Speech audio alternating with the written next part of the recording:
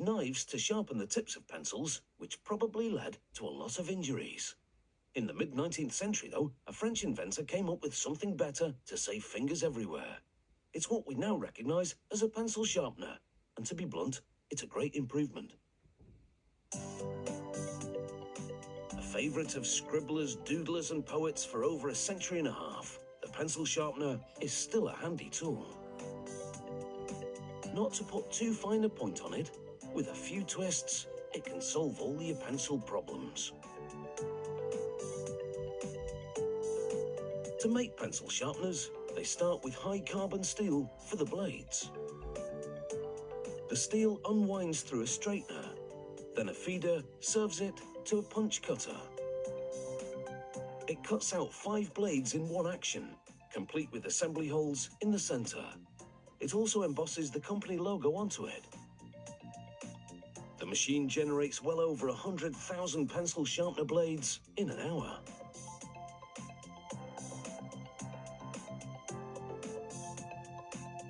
The blades are scooped onto a conveyor that sends them spiralling through a red-hot oven. The temperature inside is 820 degrees Celsius. The blades slowly circle in the oven. The journey takes 15 to 20 minutes. The exposure to the intense heat and a quick cool down in oil hardens the blades, but leaves them badly tarnished. The oil is drained by spinning them in a perforated drum. Then, a mix of dried corn and polishing paste cleans the blades' discoloured surfaces. The mix is added to the blades in a different revolving drum, which tosses them in the polishing medium for 6 to 12 hours. This transforms them, as we see in this before and after shot. A circular feeder sorts them into single file in order to rack them on a metal rod. Once on the rod, a machine grinds a cutting edge onto all of them at once. Next, they make the housing for the pencil sharpener blades. A circular saw cuts a rigid magnesium bar to the correct length. The magnesium blocks tumble into a feeder that funnels them into a stamping machine. The stamper impresses the company logo onto both the top and the lower side of the blocks.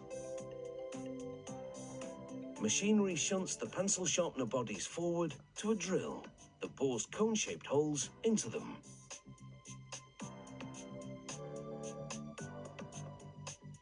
A second drill carves holes in the top for screwing the blades to the pencil sharpener bodies. A small metal rod then shoves the pencil sharpener bodies out of the fixture and into a bin. The bodies are then plunged into 5 chemical baths. Each has a different formulation. These chemicals soften the edges of the magnesium bodies and make the surface shinier.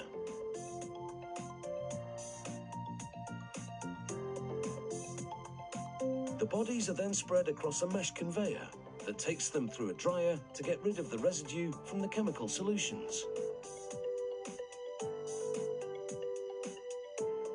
These pencil sharpener bodies are now ready to receive the blades. Another feeder system delivers them to an assembly station. Screws funnel into an automated screwdriver at the assembly point. A mechanism slides the blades into the pencil sharpener body as it arrives. The screwdriver releases a screw and drives it into the assembly. The pencil sharpeners then fall into a bin, all finished. It's taken many different processes to produce these magnesium pencil sharpeners. And here is a recap of the transformation.